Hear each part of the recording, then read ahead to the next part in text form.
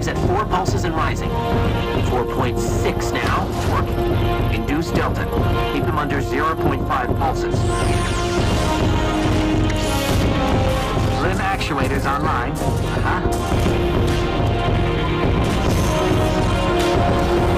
Cyber heart pumping at 130. Hey everyone, Carolyn here with Dean Evans, creative director on Far Cry 3 Blood Dragon.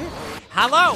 So I guess the first question I want to ask you is, because from what I've seen of the game, setting, in so many ways, the tone is wildly different from Far Cry 3. Why does this game have Far Cry 3 in the title, or what's the connection there?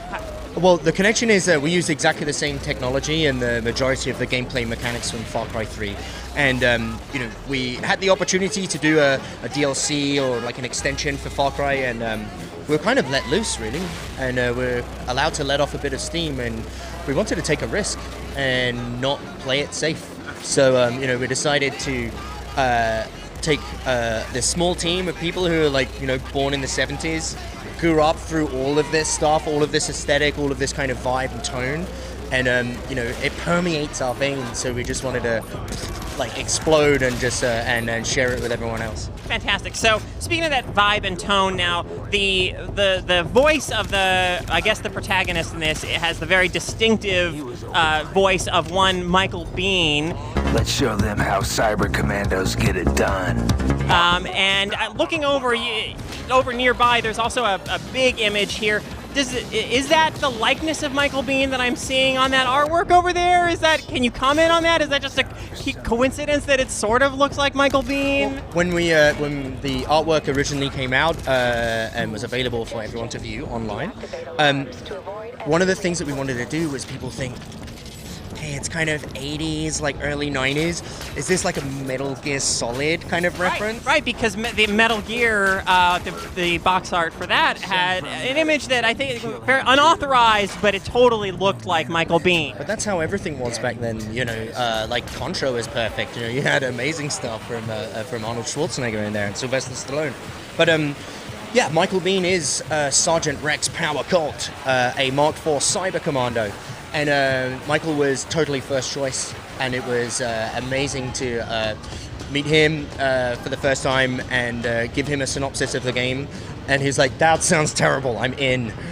Perfect. We had such an amazing time working together. He put his absolute heart and soul into it, and I feel like we've got an absolutely spectacular new one-dimensional character for the video game business. Excellent. And so, capturing the essence of that kind of that 80s, films and just that whole era, the style. What are some of the things that you've done with this game to kind of do that? Obviously there's soundtrack choices, things like that. Can you talk about what sorts of things in the game are you think kind of emblematic of the era that it's trying to evoke? Sure. The overall aesthetic is what we're kind of really trying to evoke. Yeah, we're not trying to bring back the 80s, it's a style that, as I was mentioning before, just it permeates throughout all of that dev team, and it's something that we really, really want to express. But I guess probably the most obvious one would be we have desert chrome text. Oh god, I miss that so much on the Genesis covers, or as we call it back home, Sega Mega Drive, which I think sounds better. Mega Drive. No argument here. But yeah, we just wanted to make sure that we're really honest about what the game is, and we're not trying to tell a story about love, loss, redemption, hope, family. We're not taking ourselves too seriously whatsoever, and we're just being honest about what it is. And it's a shooter game where you kill cyborgs with multiple different weapons, and that's about it. But we also do have dragons that fire lasers from their eyes and eat cyborgs. So I guess that's all right, That doesn't sound too bad. It sounds fun. It does, right? Absolutely. Aren't games supposed to be about?